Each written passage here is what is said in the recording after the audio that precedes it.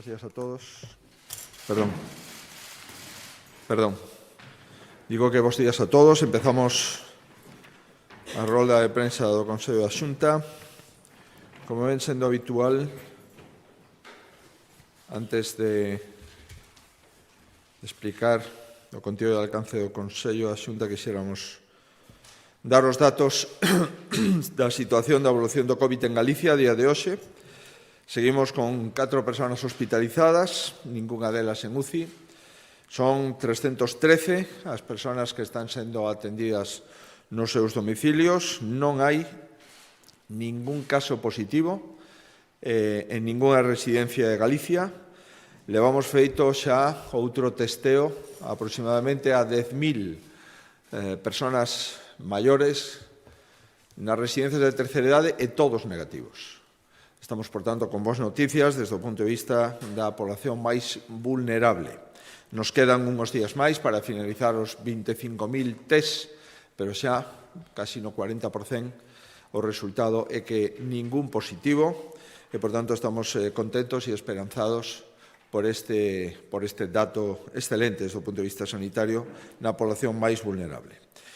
Como saben, afortunadamente non se teñen registrado ningún falecemento nas 3 últimas semanas.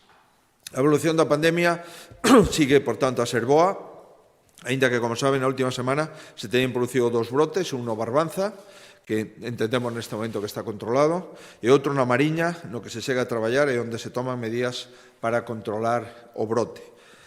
A posibilidade de que haxa máis brotes, por tanto, é real. En España, de acordo co Ministerio de Sanidade, os datos que nos deu onte no Consello Interterritorial, hai 56 brotes que están activos, localizados. Por tanto, non debemos de baixar a guarda. Estamos a reforzar os sistemas de detención e de control. Onte mesmo levamos a cabo 3.000 PCRs en Galicia. Estamos, en consecuencia, insistindo, testando, facendo averiguación coa maior intensidade posible, porque entendemos que esa é a mellor arma e a única ferramenta que temos disponible. Quixera insistir nunha mensaxe de prudencia. Tanto os cidadáns, todos os cidadáns, saben que nas últimas horas volvemos a dar pasos cara adiante no proceso de apertura que iniciamos hai varias semanas. Dende onte, o ocio nocturno, as discotecas, están permitidas na comunidade autónoma. Por tanto, quixera trasladar, xunto co feito de que dende onte todas as fronteiras, especialmente Portugal, están abertas e, polo tanto, dende onte o ocio nocturno e o turismo está plenamente operativo na comunidade autónoma de Galicia. Iniciamos o mes de xullo e a presencia turística irá aumentando paulatinamente. Son consciente de que de seguir preservando a mascarilla, a máscara e o distanciamento social, o reto será máis fácil, pero está claro que son perfectamente consciente de que todos desexamos estar máis preto dos demais despois de 3 meses moi complexos. Son consciente de que pode cuntir a sensación de que estamos mellor que hai uns meses, e é certo, pero iso non significa que nos podamos relaxar, ao contrario, estamos mellor que nunca como consecuencia de que non nos relaxamos nunca. E son consciente de que queremos disfrutar porque todos sufrimos moito. Pero coido, por favor, que sigamos sendo cuidadosos e responsables. Senón, non poderemos disfrutar. E quixera referirme, como fixen o 13 de marzo, especialmente aos mozos. Permítame que faga esta referencia en castelán, toda vez que estamos recibiendo a gente de otros lugares fuera de Galicia, a las personas jóvenes que nos van a visitar, y quisiera hacer una referencia a ellos. El 13 de marzo recordarán que nos dirigimos a los jóvenes que por su edad y por su salud, aunque puedan contraer la enfermedad, tienen menos riesgo, tanto para contraer y sobre todo para conllevarla. Por tanto, los jóvenes son vectores de transmisión evidente y aquel 13 de marzo les pedimos que demostrasen con su prudencia la gratitud hacia los mayores, hacia sus padres, hacia sus abuelos y también, por supuesto, hacia cualquier persona mayor que viva en su entorno. Y debemos reconocer que su comportamiento fue un comportamiento excepcional y su responsabilidad obtuvo una calificación de sobresaliente. Y en el día de hoy creemos que es absolutamente necesario volver a hacer este llamamiento. Y es que el ocio nocturno lo hemos retomado, y lo hemos retomado porque estamos convencidos de que los jóvenes gallegos es gente absolutamente responsable. Y también queremos hacer una invitación a todos los jóvenes que nos visitan a partir de ayer y con más intensidad en la segunda quincena de julio, también en agosto y en septiembre, y decirles que tenemos un teléfono para todos los que nos visitan, el 881 00 2021. Está a su disposición. En el día de hoy y en las semanas y meses que van a venir, sigue siendo absolutamente necesaria esta responsabilidad. Si cabe, todavía más, ahora que volverán a salir con más intensidad, a compartir como se merecen, sin duda, y a disfrutar, pero le pedimos encarecidamente que lo hagan con la máxima prudencia y con el máximo cuidado, cuidando de ellos mismos y, sobre todo, cuidando de los mayores. Y yo espero y deseo que entiendan este mensaje de responsabilidad. Los servicios sanitarios están preocupados, lógicamente, por el número de personas que van a salir con carácter general ya buena parte de la semana, muy especialmente durante los fines de semana, y también de forma localizada en las zonas de costa, donde el número de personas que nos visitan de otras comunidades y de otros países se va a incrementar. Probablemente no con las cifras del año anterior, con los 2 millones de turistas, pero sí probablemente en los entornos de la mitad. Y 1 millón de personas entrando en Galicia es, sin ninguna duda, una buena noticia, pero también una noticia que conlleva riesgos sanitarios, como conlleva en cualquier otro lugar de costa de España o en cualquier otro lugar de vacaciones de la Unión Europea o del espacio Schengen. Si les parece, centrámonos nos asuntos no Consello da Xunta. Hoxe tomamos 3 decisións relevantes desde o punto de vista económico.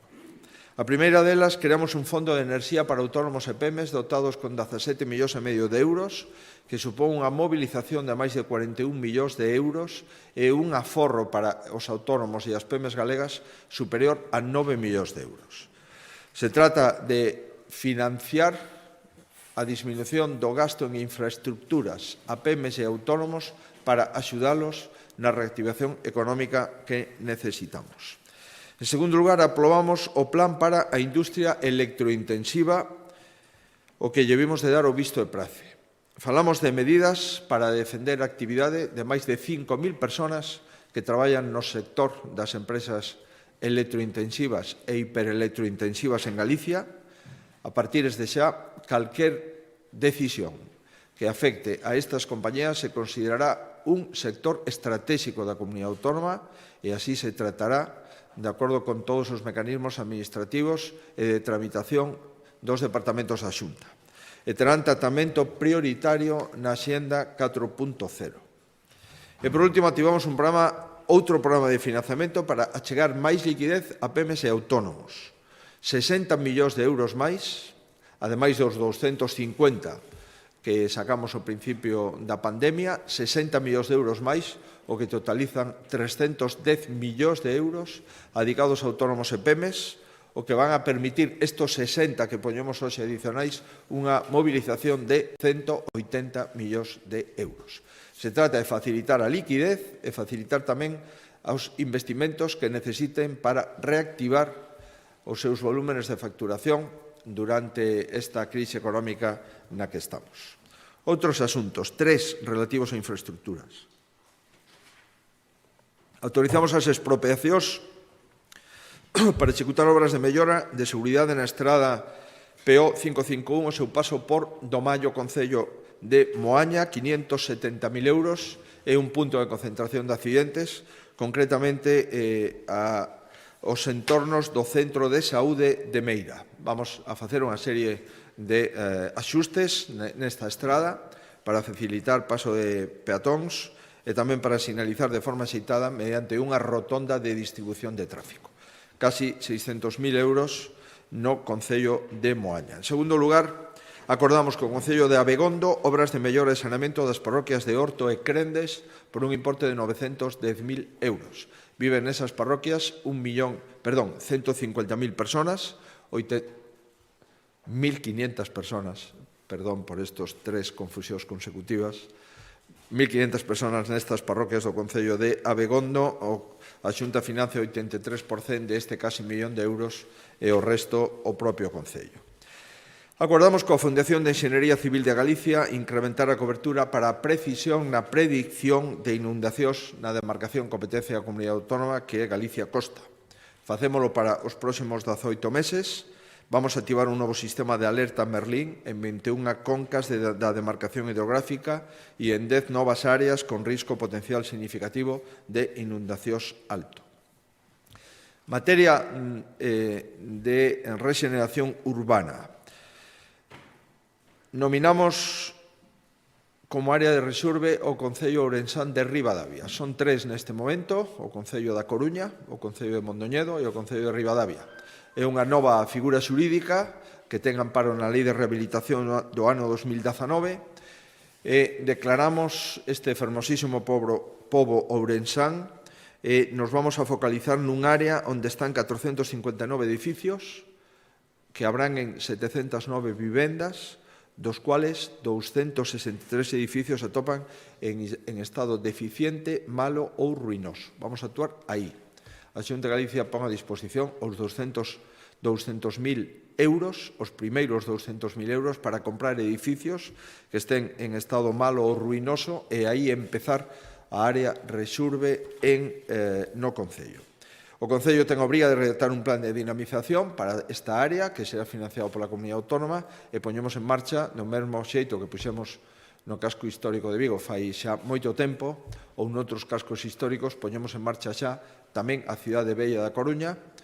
Proseguimos na rehabilitación do casco histórico de Mondoñedo e iniciamos a rehabilitación no casco histórico de Ribadavia. O segundo acordo en materia urbanística cultural, financiamos con 400.000 euros un auditorio no Concello de Ribeira. Este novo auditorio neste Concello vai a servir, ten como utilidade toda a comarca do Barbanza. Neste Concello, como saben, viven 28.000 personas. Vamos a facer un edificio cunha sala principal, cun aforo máximo de 512 personas. Tendrá unha sala de usos múltiples, unha sala de teatro, actividades de dramaturxia, concertos, recitais, conferencias, tamén unha sala adicional independente, unha sala de ensaios, e se vai a someter a concurso de ideas o proxecto constructivo e se pretende, por tanto, completar, ademais de facer ese auditorio no centro de Ribeira, completar a actuación co tratamento dun área verde contigua para dar maior prestancia e maior accesibilidade ao propio infraestructura cultural. Vamos a crear un espazo de núcleo urbano destinado a lecer, que este Concello viña reivindicando desde fai tempo. Son fondos autonómicos en unha parte e fondos europeos que consigue o Concello de Ribeira e que pon a disposición do proxecto. Tamén no ámbito cultural tomamos a decisión de rehabilitar a Casa do Pobo e destinala a Casa da Música no Concello de Salvaterra. Salvaterra de Miño. A Xunta investirá 300.000 euros para rehabilitar un inmoble de 1925 que foi a sede da Sociedade Unión Progresista do Distrito de Bos Aires. Nos anos despois albergou a Casa do Pobo, é unha planta baixa e superior que conta cunha superficie total de 265 metros cuadrados que vamos a destinar íntegramente a conservatorio, Casa da Música. Unha bella reivindicación deste Concello, van a permitir a construción de aulas para impartir formación teórica e práctica de música neste Concello transfronterizo de Salvaterra do Miño. Dous acordos medioambientais no eido do mar.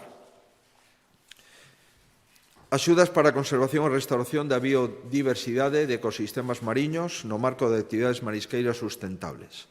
Trátase de promover 17 proxectos colectivos para recuperar hábitats mariños e costeiros en favor de 13 unidades, a maioría delas confraría de pescadores. Un dos proxectos consiste na repoboación de bancos marisqueiros con máis de 18,3 millóns de unidades de semente de especie autóctona para 7 confrarías e rehabilitar unha superficie de 121.000 metros cuadrados para o marisqueo.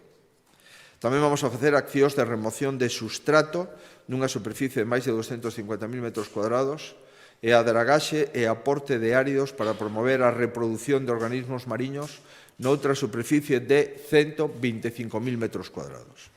E, por último, na zona da Torre de Hércules na Coruña, vamos a sembrar 8.000 unidades de xuvenís de ourizo de mar procedentes do criadeiro en 12.000 metros cuadrados dos bancos da península da Costa da Torre.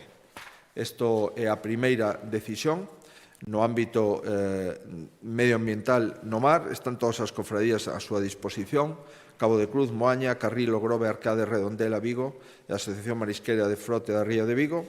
E no que se refire ás áreas de drenaxe, están as cofradías de Porto do Caramiñal, Cabo de Cruz, Moaña, Vilaboa, Carril, o Grove, Arcade, Redondela, Rianxo, Vigo e a Asociación de Marisqueo da Flota Ría de Vigo. Segunda decisión, recollida de lixo mariño. Subvencionamos 6 proxectos colectivos para a recollida de residuos no mar. Se trata dunha recollida activa de lixo mariño por parte de 200 profesionais de marisqueo a pé e 5 en embarcacións. A recollida activa de lixo se realizará no marco de 3 proxectos nas confrarías de pescadores de Noia, Cedeira e Vigo, este é un deles, e outro proxecto que o conforman outras cofrarías como a de Arcade, a acción local que abarca as cofrarías de Lira, O Pindo, Muros, Noia e Portosón, e o terceiro a cofraría de Vilanova. Pois activamos estes 200 profesionais de marisqueo a pé e 5 embarcacións a recoller lixo mariño durante determinadas xornadas e cumprir así o compromiso medioambiental que temos, por suposto, con maior interés como actividade marisqueira, actividade pesqueira, que é Galicia a primeira rexión europea. No ámbito do deporte, autorizamos a tramitación do contrato de seguro para cubrir os riscos derivados da práctica deportiva para mozos de 6 a 16 anos na modalidade escolar e federada do programa Xogade. O importe total da contratación da póliza son 4 millóns de euros para 2 anos, 24 meses. Por tanto, vamos a cubrir os 130.000 rapaces que participan cada ano no programa deportivo que impulsamos para facer deporte fora do horario escolar, e este programa Xogade leva a actividade deportiva a todos os concellos e lle brinda aos escolares a posibilidade de competir con clubs e colexios de toda a comunidade autónoma. Se trata de tecer unha malla de seguridade para dar un seguro específico a todos os rapaces e rapazas que queren practicar deporte dentro do programa da Secretaría Xeral para o Deporte Xogade. Aprobamos o decreto que regula o procedimento para utilizar celebracións de espectáculos públicos e actividades recreativas que se leven a cabo en máis de un termo municipal. Estamos falando normalmente de maratóns, de carreiras. Cando non hai unha ordenanza explícita nos concellos afectados, pois nós sacamos este decreto para que haxa cobertura legal, para que se poda facer ese tipo de actividades, pero que se regulamenten desde o punto de vista da seguridade.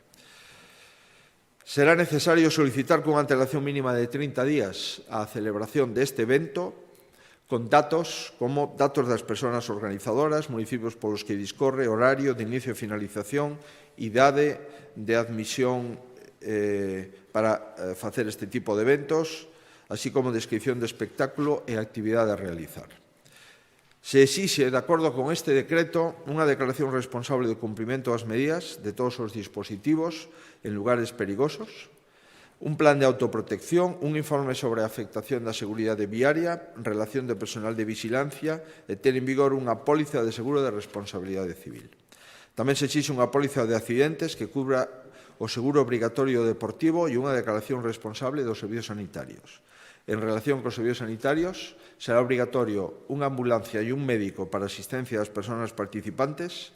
E no caso de que as persoas participantes sexan superiores a 750, serán 2 médicos e 2 ambulancias, e así sucesivamente no caso de que superen os 1000 asistentes.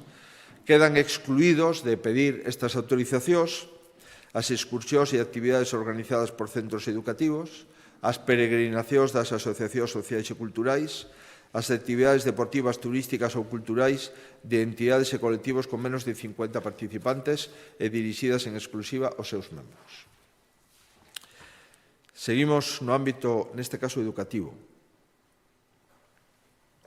Conveniamos coa ONCE prestar atención especializada a 349 alumnos con discapacidade visual en centros educativos de toda Galicia.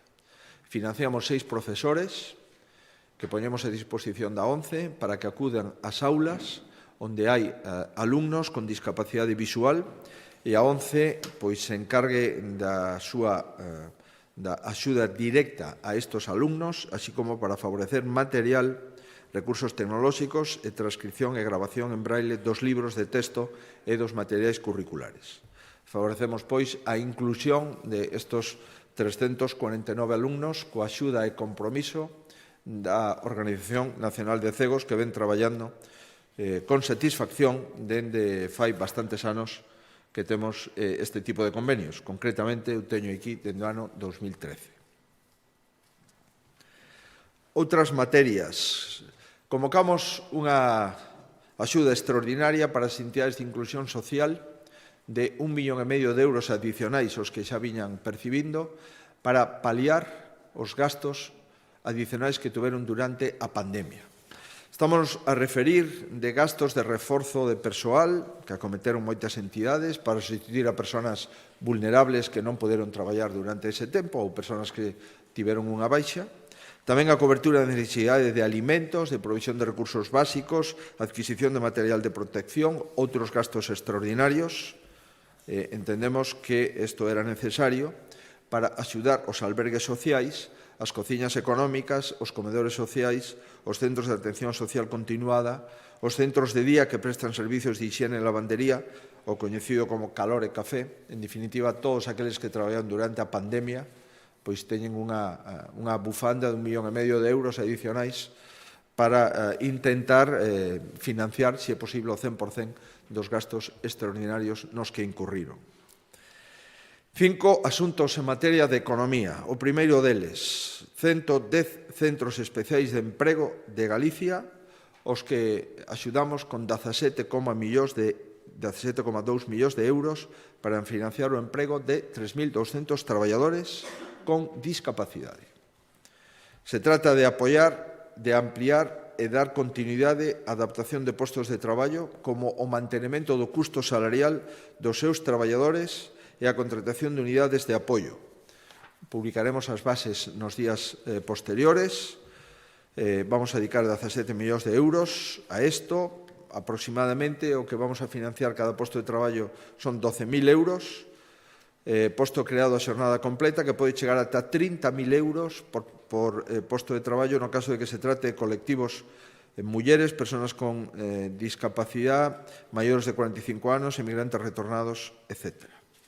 Tamén inclúe apoios para a adaptación de postos de traballo e a eliminación de barreiras arquitectónicas, así como financiar a contratación de personal de dirección e traballos necesarios para a obtención de certificados de calidade, estudios de viabilidade, organización e comercialización, asesoramento, auditorías, etc. etc.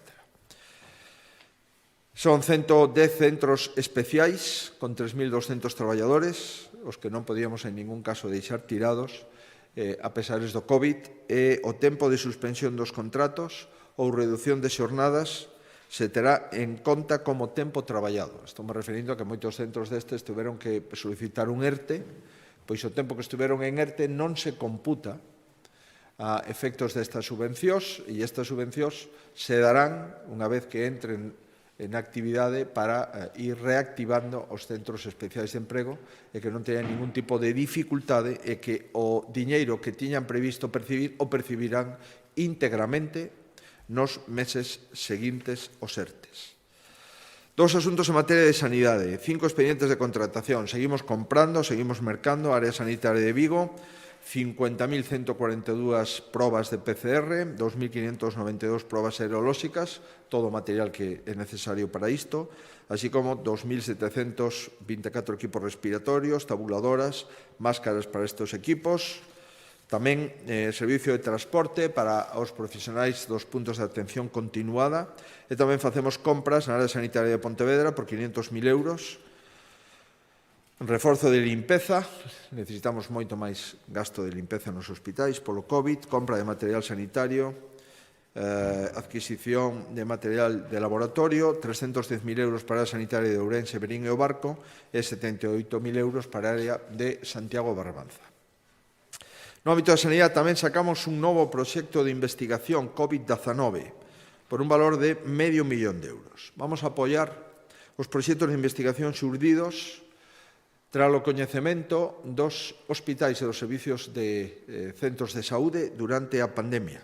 E esa experiencia recollida vamos a intentar que sexa útil para os circuitos que consolidamos e para o ano, 2 anos que nos quedan de momento polo COVID.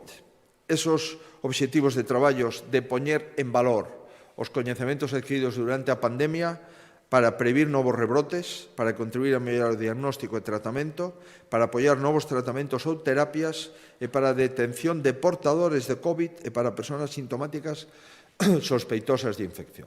Vamos a recoller todo o que aprendimos nos 12.000 pacientes que tratamos e buscar, despois de que estes proxectos de investigación se pechen, pois buscar indicios para previr brotes.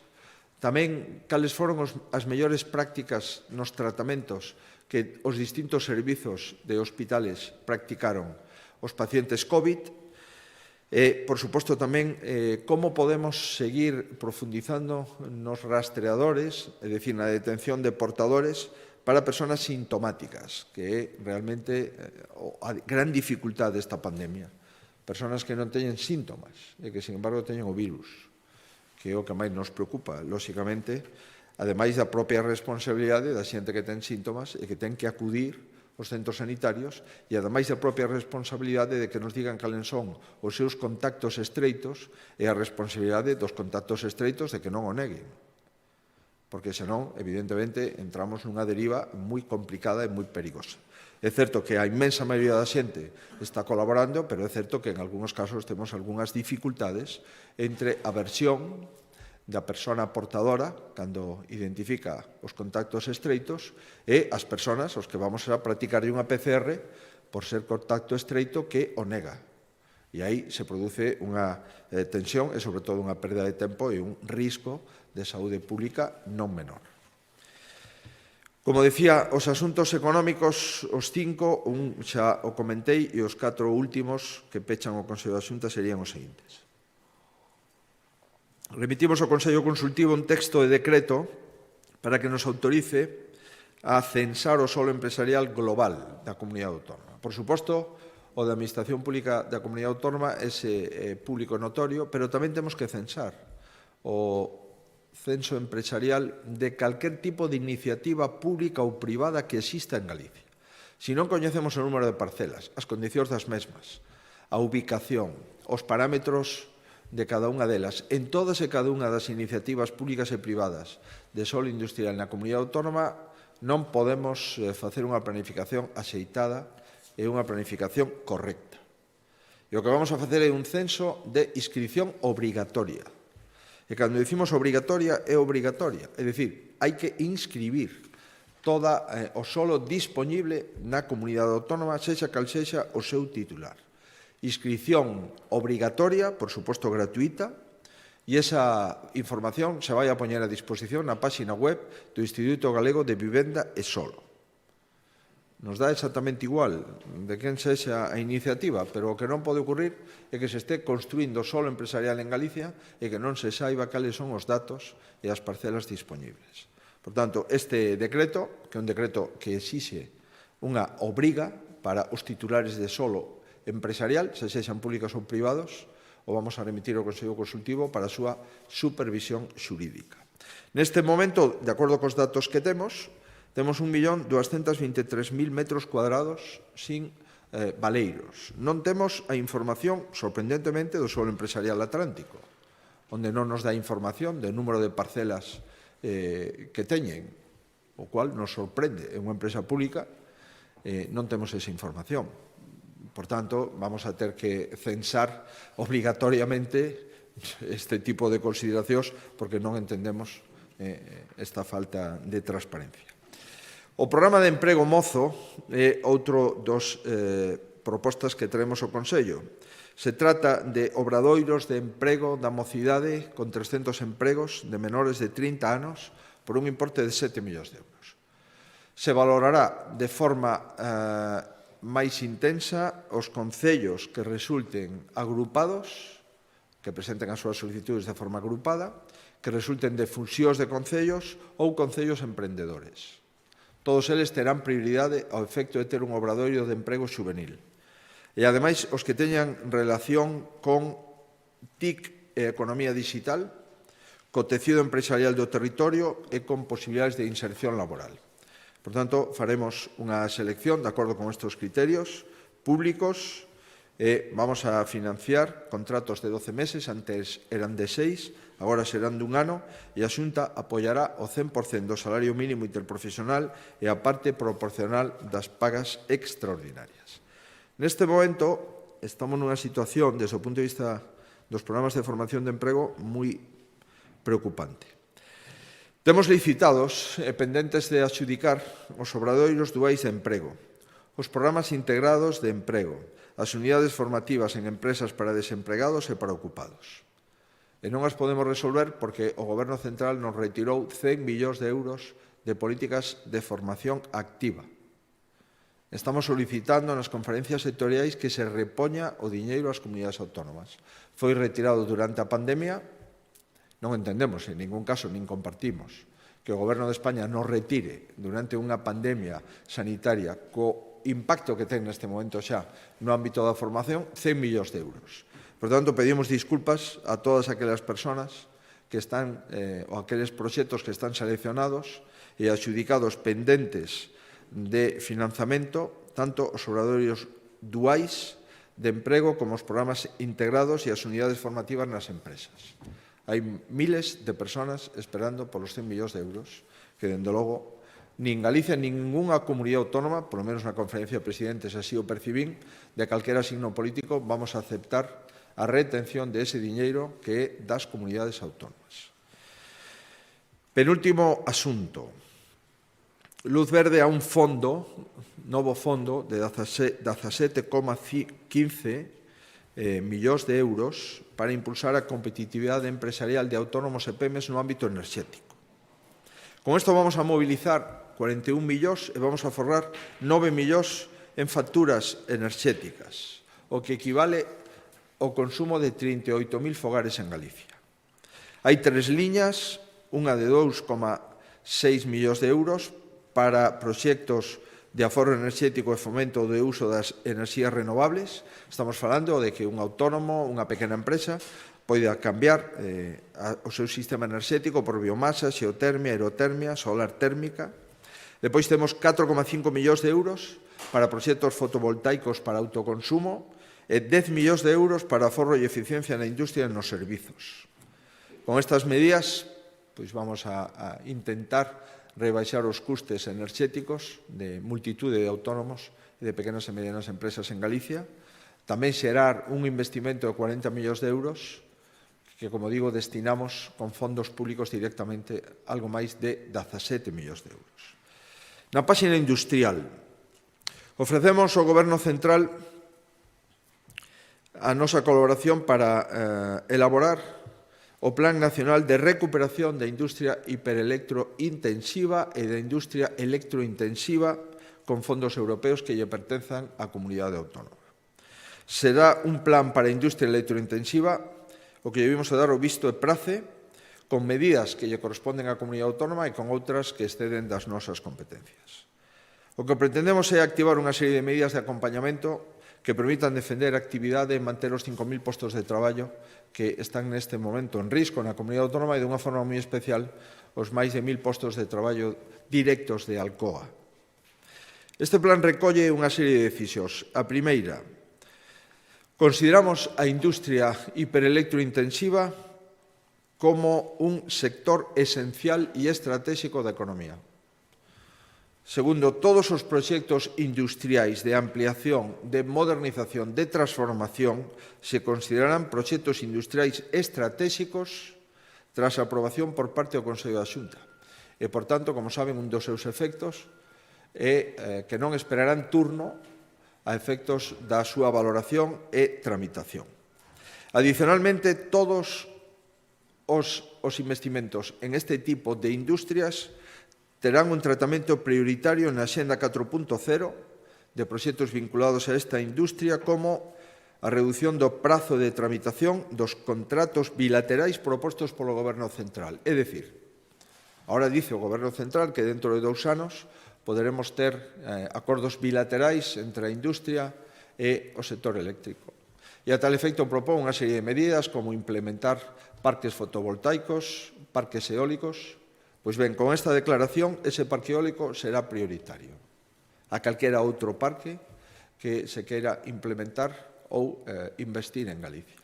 Si ven un promotor dicindo que quere facer un parque eólico, de acordo co diseño que o Goberno anticipa que vai a decidir para suministrar a Alcoa, esa tramitación romperá todos os prazos, será prioritaria e será absolutamente de execución inmediata na Comunidade Autónoma.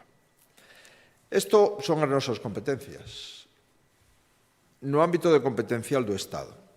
No ámbito competencial do Estado, nós lle propoñemos que o Plan Nacional de Recuperación que vamos a presentar na Unión Europea teña un apartado específico para as industrias hiperelectrointensivas e que podan ser receptoras de ata 750.000 millóns de euros que a Unión Europea pon dentro de ese plan de recuperación. Pois ben, propoñemos o deseño dun mecanismo de poxa específica para os contratos bilaterais das electrointensivas e tamén préstamos participativos con fondos da Comunidade Autónoma para apoiar os plans industriais das empresas hiperelectrointensivas que queiran invertir na súa maquinaria ou nos seus procesos productivos. É esencial que o Goberno Central active as medidas necesarias para garantir, sin dúbida, o prezo eléctrico. Por tanto, se non activamos medidas para o prezo eléctrico, todo o demais se caerá polo camiño. Poderemos ter ideas razonables que tardaron 2 anos en presentarse, pero se non temos un prezo eléctrico de forma inmediata, evidentemente, Alcoa o ten moi fácil para marcharse. E o vamos a poñer difícil. E, por tanto, os seres teñen que ser dialogados, e o lóxico é que se retire o expediente de regulación de emprego. Para iso necesitamos desautorizar ese expediente de regulación de emprego, e a desautorización pasa pola convocatoria inmediata da subasta de interrumpibilidade. Subasta de interrumpibilidade, hoxe é día 2 de xullo, tiña que estar en vigor, porque é semestral e aínda non se licitou. En esa subasta de interrumpibilidade, necesario, imprescindible pasar dos 6 millóns de euros que dedicaron a subasta anterior por CO2 a 275 millóns de euros, que é o que permite a Unión Europea. España ingresou 1.200 millóns de euros por emisións de CO2. A Unión Europea permite de ese ingreso adicar 275 millóns de euros por concepto de CO2 a subasta de interrumpibilidade. Necesitamos esa subasta de forma inmediata e necesitamos pasar de 6 millóns da subasta anterior a 275 polo concepto exclusivo de CO2. E necesitamos, por suposto, a aprobación do tan cacareado Estatuto Electrointensivo que desde fai 2 anos estaba aprobado, pero aínda non coñecemos nin o borrador. En resumen, seguimos apostando pola industria electrointensiva e plantexamos que se convoque xa, pero xa é mañá, a Mesa Industrial de Alcoa de San Cibrao, para poñer en común as propostas das administracións públicas e para dar unha data de convocatoria inmediata da subasta de interrumpibilidade. Volvo a reiterar, non enganemos a xente, nin os seus traballadores, nin as familias. O Goberno non saca a subasta de interrumpibilidade. E resulta que eso que é clave para ter un prezo eléctrico competitivo está pasando casi desapercibido. Para o Goberno da Xunta non. E nós vamos a seguir ao lado das familias con independencia de outras consideracións. E por último, activamos outro programa de financiamento. Recordarán que puxemos 250 millóns de euros fai un par de meses, esos 250 millóns de euros están agotados, volvemos a sacar 60 millóns de euros máis que mobilizarán 180 millóns de euros en 3 programas. Un programa de 20 millóns de euros que permite apoiar a transformación das PEMES, especialmente naqueles sectores que precisen reinventarse a consecuencia do COVID. É un plan específico de transformación empresarial en base a cal se establecerán as condicións de participación de SES Galicia en cada empresa. No caso de que vexamos que é necesario facer un préstamo participativo, do mesmo xeito que acabamos de ofrecer a Alcoa xa fai unhas semanas, pois queremos tamén ofrecer préstamos participativos a empresas que estén nunha situación límite como consecuencia do impacto na súa facturación da pandemia do COVID. Para iso destinamos 20 millóns de euros e mobilizaremos 60. O segundo é a Xunta, a través de SES Galicia tamén, colaborar con xestoras privadas de capital risco para acompañar as empresas a hora de transformar a economía galega impulsando ecosistemas de startups. Por tanto, podemos participar tamén en startups, en ideas que despois concluyen, no caso de que teñan éxito, co nacemento dunha pequena empresa e, posteriormente, unha empresa de maiores dimensións. Vamos a destinar 10 millóns de euros para este fondo e mobilizar un total de 30 millóns de euros. A terceira medida é a creación dun fondo público-privado para proxectos tractores e estratégicos donde a Xunta participa con 30 millóns de euros.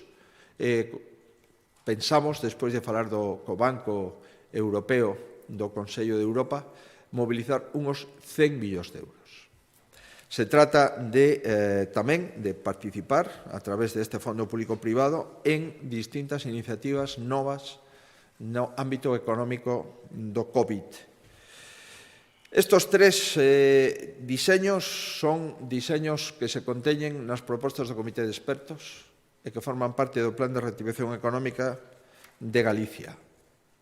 Por tanto, se trata de recuperar a economía da comunidade, facilitar a transformación do tecido empresarial galego, xerar emprego en sectores golpeados pola COVID e fortalecer os servizos públicos que reciben os cidadáns. Isto é un novo fondo de 60 millóns, unha movilización de 180, onde SES Galicia vai a ter un protagonismo evidente. Poderemos participar en empresas, participaremos en fondos que, a súa vez, participen en startups e participaremos nun fondo público-privado de máis de 100 millóns de euros, 30 millóns de fondos públicos, para constituir empresas en Galicia que teñan proxectos tractores dentro do Plan de Dinamización Económica e Reactivación da Comunidade Autónoma. Isto, como digo, eran ideas que están contidas no informe da recuperación da economía que plantexaron os expertos fai unhas semanas e que seguimos desenvolvendo conforme os compromisos que asumimos bilateralmente.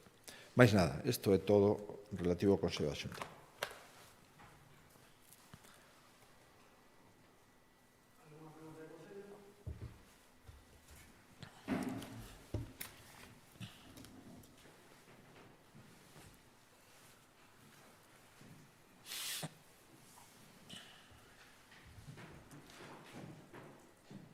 Sí, bos días. Falando de Alcoa, os sindicatos, os traballadores estiveron aquí onte protestando, piden directamente a intervención da Xunta e aseguran que a fábrica non lle vale xa nin que lle regalen o prezo da electricidade. De feito, din que na negociación en ningún momento a empresa está insistindo nese punto. É dicir, a propia empresa dixo que se hai recortes en Alcoa é porque o sector do aluminio a nivel mundial está moi mal. Entón, a miña pregunta é, cree que poñendo un prezo eléctrico se vai a solventar, xa que a propia empresa non está facendo deso un punto fundamental da negociación, e se vostede está a favor da intervención, como lle piden os traballadores, da factoría? Gracias. Bueno, hai moitos meses que levamos falando do prezo eléctrico en Alcoa e o Goberno de España, desde fai un ano e medio, dixo que todo estaba solucionado. Non porque o diga eu, senón porque hai hemeroteca suficientemente clara e explícita. Desde fai meses o Goberno de España dixo que estaba solucionado Alcoa a Coruña. Como saben, neste momento os traballadores están na rúa. E que o Estatuto Electrointensivo estaba a piques de ser aprobado. Nada sabemos desto. Por tanto, primeiro, o Goberno estuvo buscando excusas, agora está buscando culpables, en lugar de buscar solucións. Os traballadores merecen un respeto. Non sei cantas veces me reunín con ese comité de empresa, os coñecen moi ben e eles me coñecen a min. E os traballadores do comité de empresa saben perfectamente que o principio para resolver o problema é un prezo eléctrico. Sin prezo eléctrico, Alcoa non ten ningunha solución. Falar agora de que dentro de 2 anos vamos a establecer unhos contratos bilaterais para que o prezo da enerxía se module entre 30 e 35 euros megavatio, ese é o que levamos pedindo fai 2 anos. É dicir que isto vai a ter unha solución dentro de outros 2, pois é unha promesa electoral e é un chantaxe inaceptable. E nós, como Goberno de Galicia, non vamos a aceptar chantaxes inaceptables. Se hai unha solución, que a poñen en marcha xa. E a subasta de interrumpibilidade tiña que convocarse no mes de maio. E estamos no mes de xullo. Tiña que estar en vigor o novo prezo eléctrico e nin sequera se convocou a subasta. Por tanto, nós temos moi clara cal é a nosa proposta. A primeira proposta é retirar o ERE por parte da empresa. Simultaneamente, coa retirada do ERE, no mesmo acto, convocar a subasta de interrumpibilidade, poñendo como mínimo 275 millóns de euros de CO2 máis o diñeiro necesario no ámbito da electricidade. E, por tanto, volver a bloques de 90 megavatios, que eran os que tiña Alcoa con gobernos anteriores. Unos 150 millóns de euros cada ano. É o que recibía Alcoa nas subastas de interrumpibilidade. E se o prezo eléctrico se dá, e os módulos de 90 megavatios se dan, e estamos falando dos importes similares a outros anos, eu lle podo asegurar que se Alcoa se quere marchar, que se marche. Pero que estou convencido que vamos a topar un comprador. Por tanto, agora empezar con este tipo de consideracións é unha tomadura de pelo aos traballadores, ás familias, á comarca, a Galicia inteira. Sei perfectamente que o comité de empresa, porque o falamos durante horas e horas, sin prezo eléctrico sabe que non ten viabilidade esa compañía. Pero engado máis, se o Goberno de España quere nacionalizar Alcoa, que o faga mañá. Que o faga mañá. Si pode ser mañá e non pasado.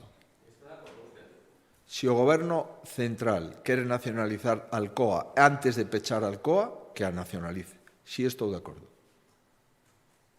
Se o que pretende é salvar Alcoa, eu teño unhas propostas bastante máis razonables que calquera outra, porque é a única solución para Alcoa. Pero se non quere dar un prezo estable e quere nacionalizala, que a nacionalice mañá, non pasado, mañá. Que deixe de tomar o pelo e intentar buscar fisuras e intentar decirlle ao goberno da comunidade autónoma que é responsable da situación de Alcoa. Pero iso é unha broma, supoño.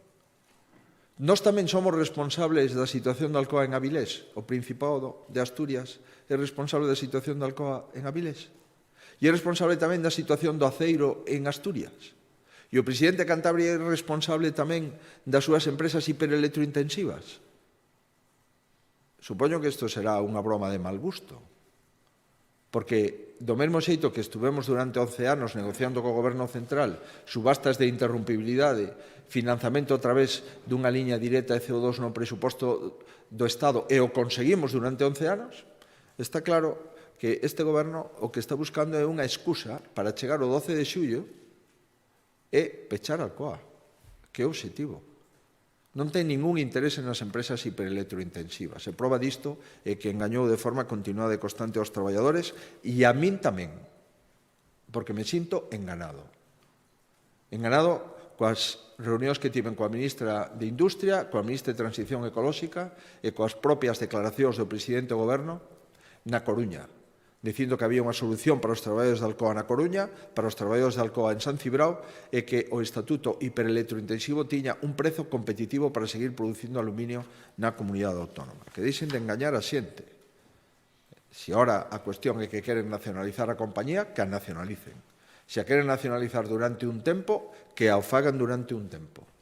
O que non podemos aceptar de ningún xeito é, no mes de xullo, día 2, a interrumpibilidade que tiña que estar en vigor dende o 30 de xuño nin siquiera está convocada. E que a proposta é que dentro de 2 anos vamos a conseguir un sistema para abaratar o prezo da enerxía sin presentar nin siquiera o estatuto do prezo da enerxía ao estatuto electrointensivo é unha broma de mal gusto. E se os traballadores ahora lle dicen que están dispostos a nacionalizar, a que esperan? A pregunta é a que esperan para nacionalizala? A ver se teñen capacidade de intervir a compañía e nacionalizala, que o fagan inmediatamente.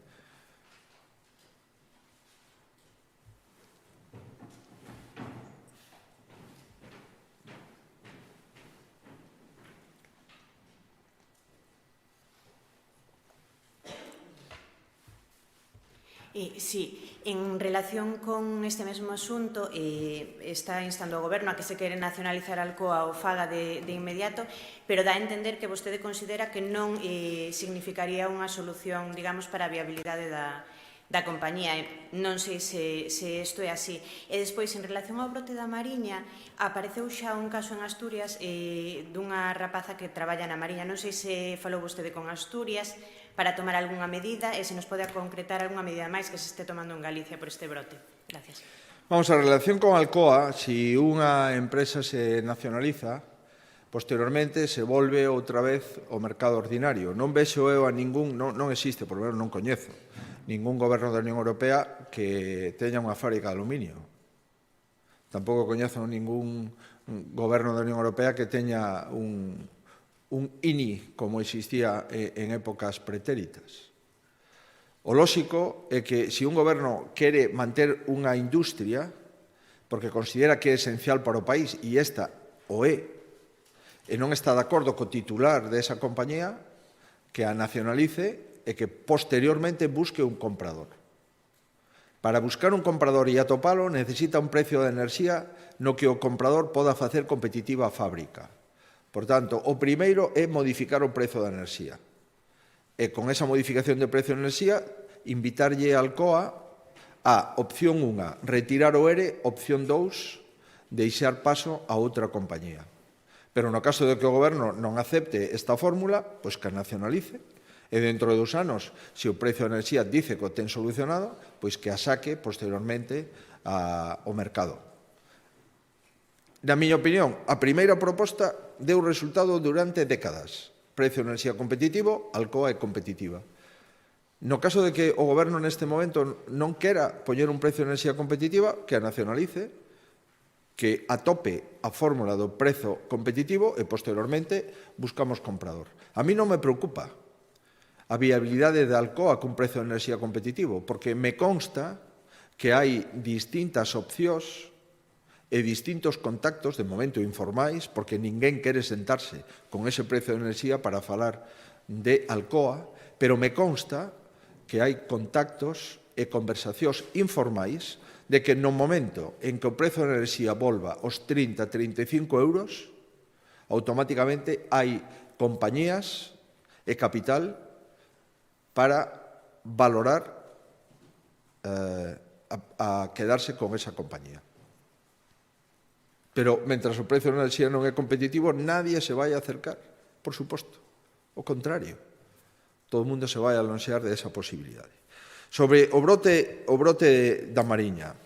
Vamos a ver, nós estamos traballando con a máxima celeridade, digo que onte fixemos 3.000 PCRs en Galicia. E estamos traballando absolutamente para controlar ese brote. O primeiro que teño que decir é dimensionar axeitadamente o brote. Estamos falando dos 47 personas, todas son asintomáticas. Perdón, a maioría son asintomáticas, non podo decir todas, ou presentan síntomas de carácter leve. Digo que todas, salvo dúas que están ingresadas, son persoas que ten o virus, pero como moitas outras que tuveron virus e que o pasaron con sintomatoloxía leve. Hai unha persona ingresada no Hospital da Mariña, de momento a evolución é favorable, e despois hai unha muller que tamén está ingresada non polo COVID, senón por unha patoloxía que ademais ten COVID, que son cousas distintas, pero ten COVID. Pero o motivo do ingreso non é polo virus, senón que hai unha patoloxía de base que a levou a ingresar e, ademais, na PCR acredita positivo. Nós acabamos de facer 1.068 PCRs en todas as residencias de maiores a Mariña, todas limpas. Por tanto, o brote está localizado. E está localizado maioritariamente en bares, en 2-3 bares, da zona do Porto, exactamente. Sabemos de onde veu o brote, en consecuencia, o que pedimos, e o fixen ao principio do Consello, é prudencia no ámbito do ocio, e moi especialmente dende onte que abrimos o ocio nocturno, discotecas, e que entran moitísimas persoas, turistas, dos quales hai moita xente nova, en lugares de costa, e a Mariña o é. E, por tanto, o que temos non é un problema xeneralizado na Mariña, o que temos é que localizamos 2 ou 3 bares, que, por certo, pechamos, donde os camareiros, casi todos, estaban infectados, e, por lo tanto, tiñamos que cortar ese brote cos clientes que entraban e saían do bar.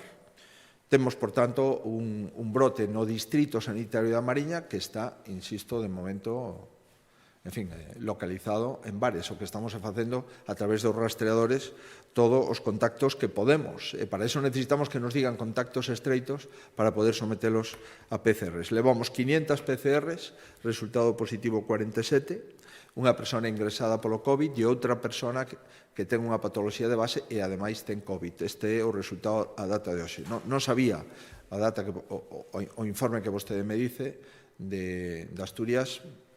Pois, de momento, non tive ningún contacto co presidente do Principado, tampouco me chamou o presidente do Principado, probablemente as consellerías de sanidade de ambos os sitios estarán falando, pero isto, como digo, vai a ser moi común, porque en España os movimentos, lóxicamente, están permitidos sin ningún tipo de límite, non?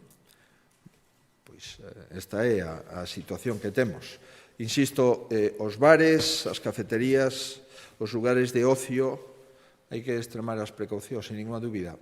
E, ademais, na Mariña, maioritariamente xente moza. Por tanto, a petición explícita á mocidade é unha petición da responsabilidade. Eles teñen sintomatoloxías leves ou están asintomáticos, pero son vectores de risco transmisores de virus. Moi ben. Pois... perdón. Sí, hola, precisamente preguntando, ¿no?, también por ese brote del que estabas hablando, ese llamamiento que haces a los jóvenes, ¿te preocupa que pueda seguir aumentando ahora? Porque hemos conocido 12 casos, ¿no?, de un día para otro, ayer en ese brote de Mariña, de 35 a 47, ¿puede seguir aumentando en los próximos días? Y también saber un poquito, antes has hablado de esas dificultades, ¿no?, que están encontrando a veces los rastreadores a la hora de que les cuenten la verdad, si podías detallar un poquito más ese proceso. 500 PCRs localizadas nun punto concreto, lóxicamente nos dá unha intensidade de búsqueda moi importante, non? E o que ocorre é que, unha vez que temos contacto coas persoas que dan positivo, pois volvemos a ampliar o círculo os contactos de cada un dos positivos, e estes positivos eran contactos estreitos das persoas que inicialmente contraeron a enfermedad. Por tanto, ese círculo é un círculo que se está, digamos, circunvalando desde o punto de vista sanitario e esperemos que se vaya agotando, pero non o podemos concretar con exactitude. Efectivamente, nos pasa, en algún caso, que cando falamos con unha persona que despois de unha PCR dá positivo, o protocolo claramente indica que debemos preguntarlle que persoas de contacto estreito mantivo nos últimos días e nos dá unha serie de persoas, cando acudimos a facer a PCR, algunha desas persoas nega ese contacto. E automáticamente nos produce pois unha distorsión evidente e unha tensión, porque non decilo. E eu quero recordarlle a todo o mundo que esta enfermedade é declaración obligatoria. E, por tanto, se alguna persona ten ese virus, ten a obriga de declaralo. Igual que cando unha persona ten unha tuberculose. É de declaración obligatoria porque ten un altísimo porcentaxe de contagio. E, por conseguinte, ninguén pode ocultar ou ben o virus ou ben que foi persona de contacto con outra que sí ten o virus e que está dando o seu nome e apelidos. En este caso, despois de persuadir a esas persoas, intentamos facerlle a PCR, pero non teño autorización para dar máis información ao respecto porque entramos xa en cuestións de privacidade que eu non podo trasladar nunha rolda de prensa, pero sí que quero chamar a atención sobre algunhas dificultades que estamos tendo para que persoas asuman que tiveron algún contacto estreito con outras que lamentablemente teñen unha PCR positiva. Con carácter xeral, insisto, isto non ocurre, a xente acepta facerse a proba, sin máis, pero, en algún caso, si tivemos algún problema, según me refire o Servicio Galego de Saúde. Moi ben, bueno, pois moi bons días e ata a próxima. Antes era de Consello, entendín. Pregunta algo, entendín que era de Consello, por eso non lle fixen... Pero... Desculpa. É que teño que gravar un programa en televisión española, pero... Nada, son 5... Sí. Mira, era en alusión porque a plataforma de centros de día de Galicia acaba de anunciar que tuvo xe mesmo un encontro coa consellera, ou a consellera de Política Territorial, perdón, de Política Social, anunciolles que a partir do día 15 de xullo poden abrir, posto que algúns deles cumplen requisitos de seguridade, protocolos de seguridade e de medidas adicionais de seguridade para as persoas. Quería saber, porque eles comentan que son bastantes eses centros de día que cumplen estes protocolos, é dicir, que cambiou, porque vostede fai nada, un día no debate, onte nunha entrevista dicía que en principio non se iban a abrir os centros de día, a non ser que houbera, se protexera sobre todo a saúde dos residentes, non? Entón, quería preguntar se ten coñecemento do número de centros de día que van a abrir da totalidade dos que existen en Galicia e se houve algún cambio de criterio por parte da Xunta. E unha cuestión moi rápida, simplemente esta semana os familiares da muller embarazada que morreu a principios da pandemia volvíanse a dirixir a vostede para pedirlle axuda, posto que levaban casi 3 meses pedindo informe clínico non lle chegaba. O Sergas recoñeceu que se o ten desde hai 2 semanas, quería preguntar como valora que haxe un retraso de casi 2 meses e medio en ter un informe clínico. Gracias. Ben, en relación coa primeira cuestión, o que cambiou é que os distintos centros finalizaron a formación e o protocolo asistencial, que eran os dos requisitos. Por tanto, non cambiou nada. O que estuvemos facendo foi formar o personal dos centros de día e despois, unha vez que superaron a fase de formación, lle pedimos que trasladasen o plan sanitario específico para cada centro, foi avaliado pola Consellería de Sanidade e hoxe hubo unha reunión pola mañá, valoramos distintas posibilidades.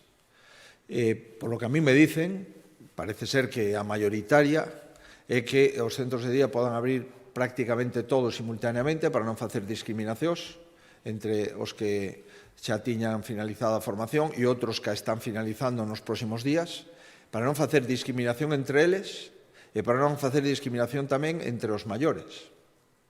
Porque é moi difícil dar formación a máis de 100 centros de día de forma simultánea. Os recursos que puxemos, os puxemos a disposición de todos os centros, todos se someteron a cursos de formación, algúns empezaron antes, outros empezaron despois, e nos parecía, polo menos esa información que teño, insisto, buscar unha data comúnmente admitida para poder abrir os centros de día con carácter xeral, non producir discriminacións entre eles e non producir tampouco discriminación entre os maiores. E parece ser que se atopou unha data de consenso a partir do 15 de xullo. Entendemos que a inmensa maioría dos centros, non podo asegurar que sexa o 100%, porque non sei se o 100% van a ter o curso de formación e o protocolo autorizado pola Consellería, pero a inmensa maioría dos centros entendemos que en ese momento estarán en condicións de poder abrir. Por tanto, insisto, nós non nos vamos a precipitar nesto, entendemos que os maiores é a población vulnerable por excelencia. A media idade das persoas fallecidas en Galicia dos 619 é 81 anos.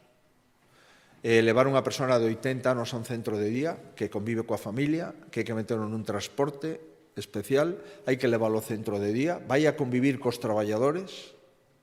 Os traballadores van a aproximarse a manipular, no caso de rehabilitación ou outras prestacións, a ese maior. Posteriormente, hai que volver a meterlo no transporte, vai a volver a súa casa, vai a ter contactos coa súa familia e con amigos, porque son persoas autónomas e válidas, e ese trasiego, evidentemente, ten un risco. E non estamos falando de un risco menor, é un risco maior, os maiores. Queríamos, en primer lugar, protexer os propios traballadores, dando formación, facer un circuito en cada un dos centros de día, porque vai a cambiar a vida aos centros de día. Probablemente non abran co 100% das plazas, por lo que nos dicen, senón que irán ampliando e ir ensayando o 50 ou 60% do aforo, ver como funciona. Por tanto, estamos traballando con población de máximo risco, de maior vulnerabilidade. Espero que ese 15 de xullo, que é unha data de compromiso, podamos abrir a inmensa maioría dos centros de día, insisto.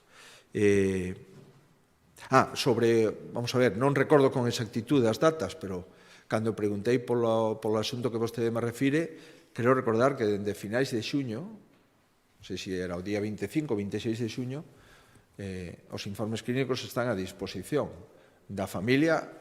Primeiro os pediron, están a disposición da familia nos centros sanitarios. Creo que houve dúas peticións de distintos familiares, por dúas vías distintas.